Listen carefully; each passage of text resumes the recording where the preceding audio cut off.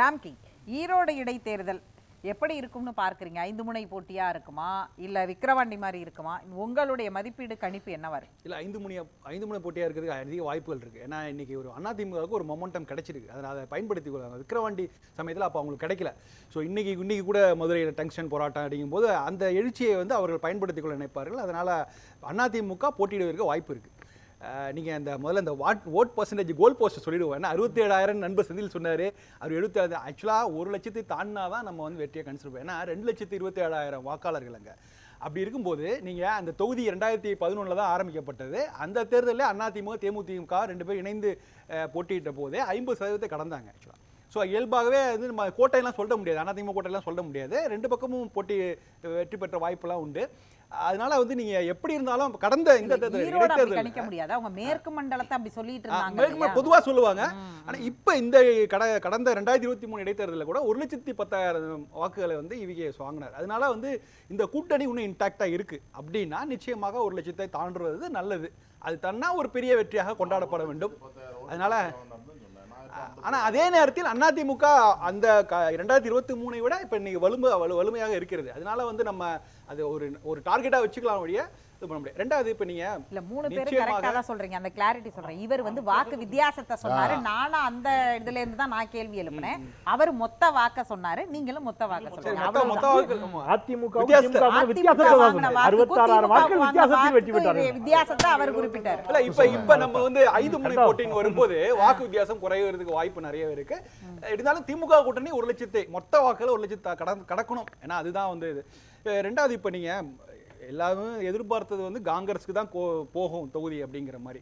இப்போ சமீபத்தில் செல்வப்பிரந்தை கூட ப்ரெஸ் கொடுத்ததா செய்தி படித்தேன். அவங்க ஆல்ரெடி முடிவு பண்ணிட்டாங்க. இந்த முடிவை திமுக கூட்டணி சார்பாக சேர்ந்து பேசி எடுத்துருந்துருக்கலாம். அவங்க தன்னிச்சையாக அறிவித்தது என்னமோ அது ஒரு மாதிரி நெருடலாக இருக்குது. ஒட்டுமொத்தமாக இந்த கூட்டணி இன்டாக்டாக இருந்தாலும் கூட இப்போ நீங்கள் அண்ணாமலை சொல்லும்போது என்ன சொல்கிறாருன்னா, நாங்கள் போட்டியிடுவது குறித்து நாங்கள் எங்களுடைய என்டிஏ கூட்டணியை கலந்து ஆலோசித்து சொல்லுவோம் அப்படிங்கிற மாதிரி சொல்கிறார். அதிமுக பொறுத்த வரைக்கும் அவங்க கூட்டம் வச்சிருக்காங்க. ஆமா, அவங்க ஆக்சுவலா அதுல இன்னொரு இது இருக்கு. இப்ப அதிமுக பொறுத்த வரைக்கும் ஜனவரி 11 நாங்க பேசி முடிவு பண்ணது. அது மாதிரி திமுக அறிவித்திருக்கலாம். ஒரு கூட்டணியா சேர்ந்து அறிவித்தாங்கன்னா இன்னும் இன்டாக்டா இருக்குங்கிறத காமிச்சுக்க முடிச்சிருக்கோம். அது இல்லாம காங்கிரஸ் அவசரப்பட்டு அறிவித்ததா நினைக்கிறேன். காங்கிரஸ் தவிர திமுகவை நேரடியாக போட்டா இன்னும் களம்ங்கிறது இன்னும் கடுமையாக இருக்கும். விக்கிரவாண்டியில் கூட நம்ம இப்போ சொல்லும்போது அந்த இடம் இயல்பாகவே பாமக விடுதலை சிறுத்தைகளுக்கான களம் அமைச்சலாம்.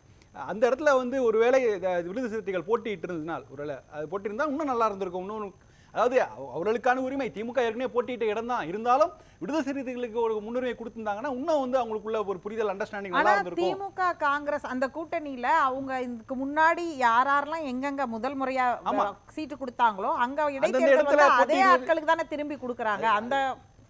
அந்த ஃபார்முலா படி இயல்பாகவே காங்கிரஸ் தான் போட்டியிட போகுது. ஆல்மோஸ்ட் 90% அவங்க தான் போட்டியிட போறாங்க. அதை முறைப்படி அறிவித்திருக்கலாம், அதை செய்திருக்கலாம். அது ஒன்று. ரெண்டாவது இப்போ நீங்கள் அதிமுக பொறுத்த வரைக்கும் அவங்க தனித்து போட்டிட்டாலும் பாமக தேமுக அங்கே போன்ற கட்சிகளுடைய நிலைப்பாடு என்னங்கிறது இருக்கும். ஏன்னா அண்ணாமலை இன்னைக்கு அவர் சொல்லும்போது என்ன சொல்றாருன்னா, எங்கள் கூட்டணி சார்பாக நான் அப்படிங்கிறாரு. அவர் பாஜகன்னு சொல்லல, என்டிஏ கூட்டணி சார்பாக போட்டியிடுவது குறித்து நாங்கள் ஆலோசிப்போம்ங்கிறாங்க. என்டிஏ கூட்டணியில் தான் பாமக இருக்குது. தேமுதிக அங்கே இருந்தாலும் அவங்க 2 பேருடைய நிலைப்பாடு என்னங்கிறது கேள்விக்குறியா இருக்கும். ஏன்னா இன்னைக்கு பை எலெக்ஷனுக்கு போது இது ரொம்ப கவனிக்கப்படக்கூடிய இடமா இருக்கும். ஸோ இவங்களுடைய நிலைப்பாடும் பற்றி பேசுவோம். ஸோ போட்டிடுச்சு.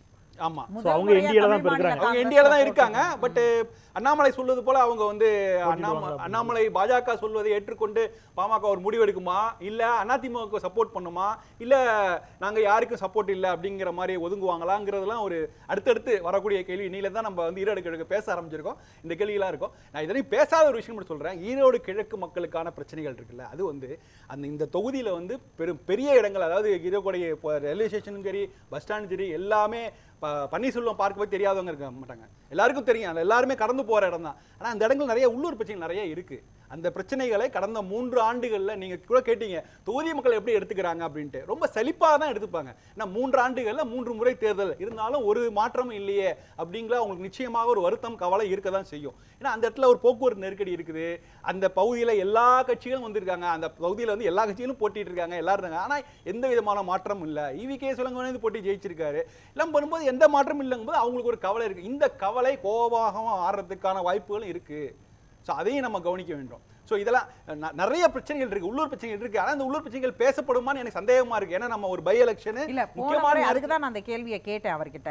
ஈவிகேஎஸ் உடைய இதுல வீடு வீட்டுக்கு குடிநீர் கொடுத்ததுல தொடங்கி சாலை பராமரிப்புல இருந்து அந்த பஸ் ஸ்டாண்ட் நான் போகும்போது கட்டிட்டு இருந்தாங்க அந்த பஸ் ஸ்டாண்டு, இதுதான் ஈரோடு பஸ் ஸ்டாண்டுன்னு இறக்கி விட்டாங்க, வெறும் கட்டடம் மட்டும் இருந்துச்சு. நான் திரும்பி பார்த்தேன், அப்ப இந்த கட்டடம் இப்போ இத்தனை வருஷமா கட்டாம இருந்து கட்டப்பட்டதுன்னு சொன்னாங்க. இப்படி இந்தந்த திட்டங்களை அதாவது அவருடைய திருமகன் இருந்தார் இல்லையா, அவர் காலகட்டத்தில் தொடங்கப்பட்டு அது நடந்துகிட்டு இருந்துச்சு. சோ இப்ப அந்த திட்டங்கள் எவ்வளவு நிறைவேறி இருக்கு. இந்த ஈரோடு கிழக்கு இடைத்தேர்தலுக்குன்னு புதுசா நிறைய வாக்குறுதி கொடுத்தாங்க. அங்க பட்டா பிரச்சனை ஒண்ணு இருந்தது, அந்த மாதிரி வாக்குறுதி எல்லாம் அந்த கொடுத்திருந்தாங்க. மொத்தம் 16 வாக்குறுதிகள் புதியதா கொடுத்திருந்தாங்க. இது எவ்வளவு நிறைவேறி இருக்குங்கிறது ரெண்டுமே அங்க கணக்கில் கொள்ள வேண்டியது இருக்கு. இல்ல அதாவது உள்ளூர் பிரச்சனையை முன்வைத்து இந்த தேர்தல் நடந்தால் அது ஆரோக்கியமான விஷயம். ஆனா அதற்கு வாய்ப்புகள் இல்லை. ஏன்னா எப்படி இருந்தாலும் எத்தனை அணியாக நிக்க போறாங்க, தனியா நிப்பாங்களாங்கிற கேள்வியெல்லாம் வரும்போது இயல்பாகவே அது முழுக்க முழுக்க தேர்தல் அரசியல் வேற மாதிரி தான் போகும். ஆனா அதை தாண்டி மக்கள் வந்து ஒரு ஒரு ஒரு ஒரு மொத்தமா ஒரு பக்கம் சாயறதுக்கான வாய்ப்புகள் இல்லை. அது ஒரு நகர்ப்புற வாக்காளர்கள், அவர்கள் ஏற்கனவே 2 முறை ஒரு முடிவு எடுத்திருக்காங்க. இந்த முறை எடுக்கும்போது கொஞ்சம் யோசிச்சு தான் முடிவு எடுப்பாங்க. ஏன்னா இதுக்கான காலகட்டம் இன்னும் 1.5 ஆண்டுகள் தான். அப்படிங்கும்போது இந்த முறை ரொம்ப இன்ட்ரெஸ்டிங்கா இருக்கும். அவங்க எடுக்க போற முடிவுங்கிறது ரொம்ப இன்ட்ரெஸ்டிங்கா இருக்கும் தான் நான் பார்க்குறேன்.